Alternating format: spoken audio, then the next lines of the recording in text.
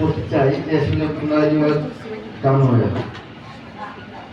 মানে অ্যাকচুয়ালি আমার খুব ভালো লেগেছে তোমরা যে স্পিচটা ডেলিভার করেছো।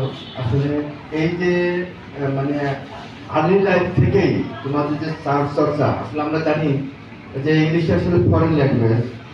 আসলে এটা চর্চা যদি আমরা না করি তাহলে আমরা মানে ভবিষ্যতে ভালো পারবো না।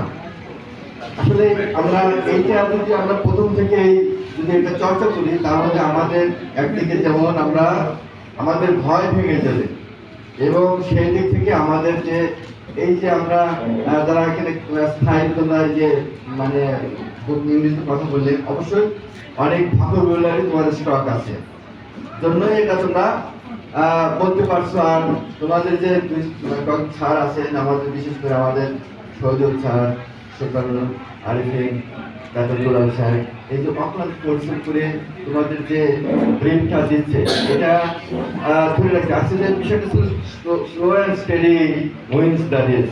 এই বিষয়টা একটা খুব গুরুত্বপূর্ণ, কারণ হলো জীবনে যে কোনো কাজ করতে হলে সেই কাজটা সাফল্যমণ্ডিত করতে হলে অবশ্যই আমাকে প্ল্যান করতে হবে এবং প্ল্যান করার সাথে সাথে আমাকে পরিশ্রম করতে হবে।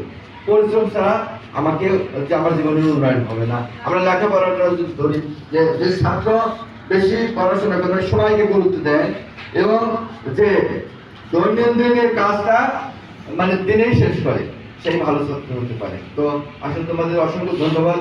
তোমরা আমাদের সামনে এতগুলো মানে আমরা আছি এখানে, আমার স্যারেরা আছে, আমার বড় স্যার আছে, আর স্যার মানে আমাদের ইউনিয়ন স্যার হয়তো অংশ থাকে। এই যে এত বড় বড় মানুষের সামনে তোমাদের কথা বলো, এটা আসলে খুব ভালো লাগে এবং তোমাদের অসংখ্য ধন্যবাদ। আশা করি তোমরা